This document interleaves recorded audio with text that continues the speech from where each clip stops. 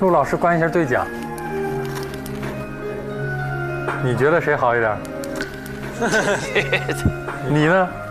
我觉得都挺好。没有选择，骑墙派。感觉怎么样？难呐！一声叹息啊。幸好是实习，要是正式的话，工作就丢了。如果有 offer 的话，就没有 offer 了。感觉要兼顾的东西太多了，又要看，又要，就是感觉有点忙不过来了，是吧？懂那种感觉了，就是。对，以前看新闻我就觉得主持人多简单呀，看看题词，现在觉得就还是挺复杂的。哎，第一次这个提词器闪了，让猝不及防的。真的，还好那条没有那么难。脑子要够用啊，并线工作能力要特强。是的，方方面面左右互搏，两只手最好能同时操作2个鼠标。怎么样？觉得？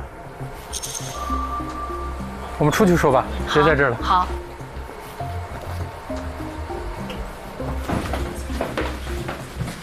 你就坐这儿呗，是不是？没，就站着聊聊就好了。他们的什么？今天感觉怎么样？我出了大岔子。你说说。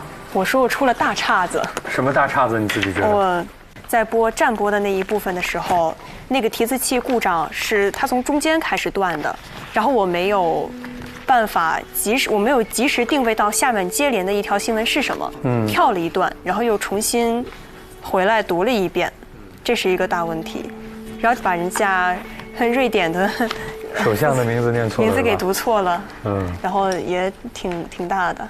这如果真的是上班的话，我就下班了。你呢？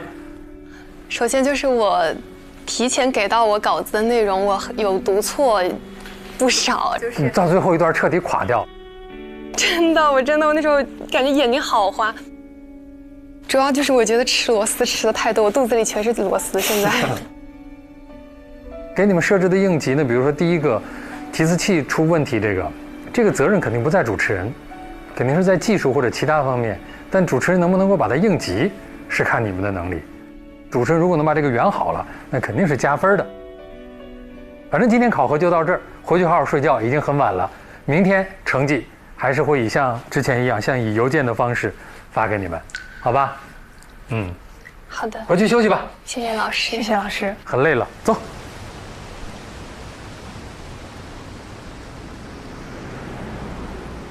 公主请上车。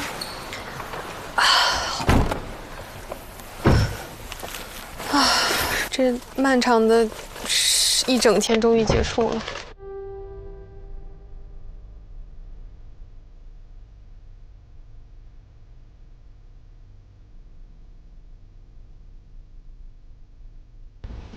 我在想，这个到底是张老师一个人打分，还是其他的老师一起打呢？你觉得？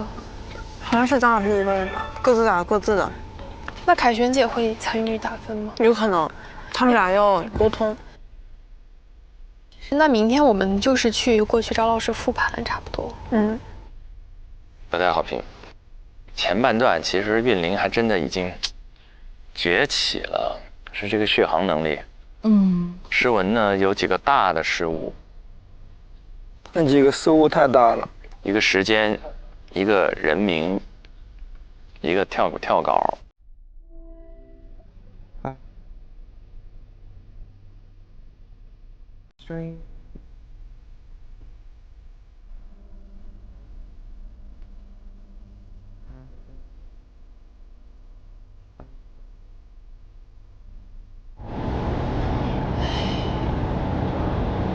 确实，真的以前看电视，那些有些主播说错一个话，我还心里在想，这人基本功真差，就是这都能说错。但自己上了主播台，其实才发现没那么简单，真的。就好多大一大二的学生都不喜欢新闻播报，就觉得好像很笨。但是我有的时候真的觉得，新闻播报你如果把它当成读字儿，它就确实没啥意思。但是你把它当做提前有准备的跟观众的那种信息交流，你就会感觉很好。你看咱们现在就在刮台风，然后那些记者就在我们现在脚下的这个城市里边就到处在做出镜。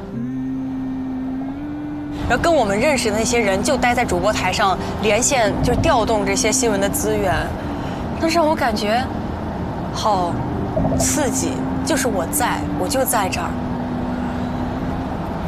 是的。唉，这个行业路漫漫其修远兮，我们还差得远，上下求索。因为思文是一个很坚定的人，他内心坚韧。嗯。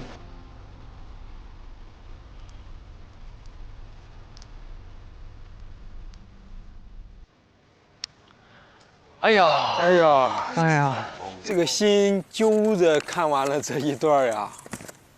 咱们要不先聊聊张希老师这个这个大反派？全林老师刚才已经跟张希老师起好名字了。土拨鼠挖坑之王。挖坑之王啊！哎，张老师，这是最狠的坑吗？不是，还能最狠吗？能啊。你一边播着一边告诉你说后一条片子没来，来，先垫个5分钟话。吃了吗 ？Freestyle。就是你知道，在那个就像咱们这样的节目里说5分钟话不难哈，但你在一个新闻播报场景里面，你要垫5分钟话，是它有信息密度要求，它不能有水词儿。确实，你知道，对我们来说，其实有嘉宾就有安全感。因为我可以甩一个问题给你交流，然后我就起码大概会有一点时间去准备我下面的。但特别可怕的是那天，那个是03年非典的时候，他告诉我说啊，嘉宾在路上，马上就到了，你先开场。然后正我开着场的告诉我说，嘉宾开会啊，来不了啊，先撑着啊。然后他不告诉你要多长，就说明片子也没有，嘉宾也没有，你不知道撑多长啊。那我开完场之后，那怎么办呢？就开始讲故事呗，因为只有故事是可以讲30秒，也是可以讲20分钟的嘛。然后你就开始讲啊讲啊讲啊讲，我得讲了得有17、18分钟，各种各样的故事。说准备一下，嘉宾要进去了。救星来了，你刚说你说不用来了，我已经时间讲完了。所以就是其实真实的那个场景里，就是这样的事儿挺多的。我想确认一下，张老师，就是像思文犯的这几个错误，第一个读错那个时间，然后漏播了 VCR， 然后读错首相名字，这种错误是非常非常大的错误，对吧？对于新闻来说，只要伤及新闻事实，都算大错误。吃一个螺丝不算大错误，但伤及了新闻事实是。所以在真实的场景里，是导播会配合的。就比如说，你说从9点半到11点半，其实是11点，对吗？然后导播会提示你说，重说一遍是11点。然后你就要及时的说啊，对不起啊，这个课的时间其实是9点半到11点，大家注意一下。就你就要垫一句，内容必须要正确，内容很重要。对。所以你还要具备一个能力，就是你要一边说话一边听导播正在说什么，不能影响你此刻说话，还得有正确的回应。所以说思文这个其实他的整体的表现是好的，但是这3个错误确实非常非常减分的哈。对，他算是伤及了新闻事实的部分。但是我觉得他的临场的反应还算是快的。所以你看起来就比如说漏了2条，手忙脚乱，对吧？观众的角度是看不出来的。这就是团队嘛。对吧？兜底了，团队兜底。又是一堂大师课，又是一堂大师，学到了。之后在我们正式这一期观察室部分播出的时候，两位也可以找来好好看一看这个片段。我刚才在看的过程当中有注意到，他们俩都在最后复盘的时候提到一句话，说这个新闻播报看起来容易，上手难。各位有没有在自己的工作当中有过那种之前一看啊这还不容易，然后上手一试，我的天哪，太难了的这种经历？我就有过呀，我当时就站播过。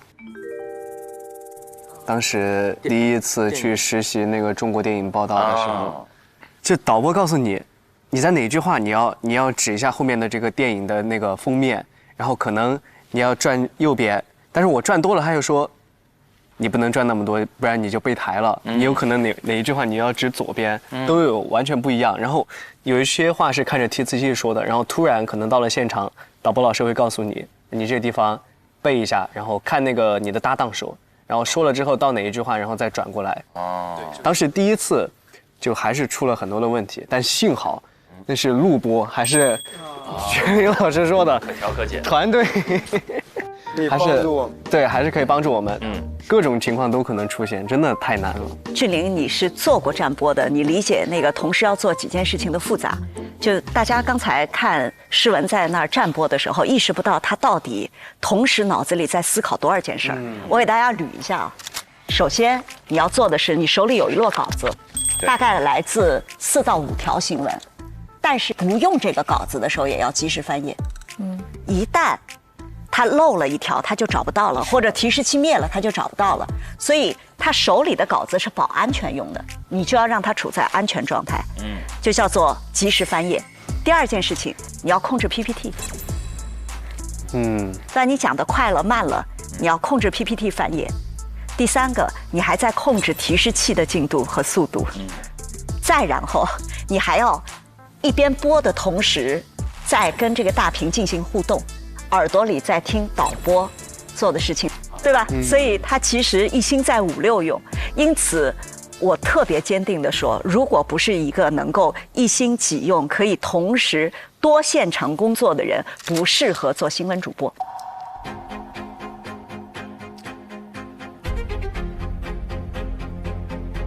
这个真的是为了成为新闻主播，我以后边吃饭边刷手机边看书边听音乐。我们原来有一个特别好的主持人，但是他就是不能一边说一边听，只要他听到就会特别礼貌地回答好的。习惯性了。下面我们来看一下下一条新闻。好的，自己耳聊朵。里有人在给他提示，他就会说好的，然后怎么也改不掉，他就干不了直播。对，哇。超越刚才说，你听到这个多线程能力的话，你就很绝望，是吗？是有点困难。我做一件事儿，我就只能专注在这一件事儿里面，就不能再做别的事儿了，所以我觉得很难。那你第一次有做这个主持或者说类似主持人工作的时候，有什么感觉？我之前就是在晚会上有帮那种串词，我觉得还好。然后又上一次就是咱们那个节目里，我跟小贺就是给我们那个小手卡，然后我就跟小贺一起主持的时候，我就觉得你如果自己读没有人没关系，但那边还有那些人，你还要去跟观众互动的时候，我就觉得完蛋了，我说又不熟，然后我还得跟他们互动，然后我还要边讲，然后还要得看看他们，我就觉得哇，好复杂，好多事儿怎么办？然后还要关注我说完这个话他们什么反应，还得要有交流感，还有生活感。我说不行了，我就感觉就是，然后我解决方法就是抓马一点，就是放出来，对，这样可能会更舒适一点。哎呀，都是不容易啊！他们俩这一次到底表现得怎么样？其实我们只能做评论，但说了也不算。最后，西哥啊，这个土拨鼠挖坑之王，接下来您得打出这个分儿。但是我们也要琢磨琢磨这事儿了，在我们心里也要把它盘算起来了。如果要选一个表现得更佳的话，投给谁？那同时，我们也进入到下一站，因为下一站呢就是下一站。下一站的节目播出的怎么样？我们一起来看看他们的踩点和备战的过程。看看是不是我们说的台风里头要出去拍街头摄影师。这是一个外景节目，想一想我能利用环境，利用外景，什么特点？这里被称为上海街拍的宇宙中心。我很少机会走在这种街道上，就是 city walk 感受一下这些街道。我平常也是一个很爱拍照、很擅长拍照的人。我今天给你当小助理吧，我来给你去抓一抓，看有没有人能愿意接受你的拍摄。我已经 get 到街拍摄影师的魅力了，我感觉现在班位大了很多。又下雨了 ，What？ 啊，上海这个天气，我真的是变化无常。在你的镜头前面拍过最有意义的东西是什么？我们要不来看看你以前拍过的一些很有意义的照片？可以。对你来说，这次去贵州有什么样的意义？你每个问题都让我考虑。千万很在乎意义。Can I take a photo for you? You're so beautiful. Hello， 你们好。Hello， 你好。可以给你拍张照片吗？觉得你长得特别漂亮。好，谢谢。好，现在到大会议室集合。哇，这回当众宣布成绩啊！每当我们在大会议室聚集来宣布结果的时候，大家都知道，就意味着可能会有人要离开我们这个实习的集体。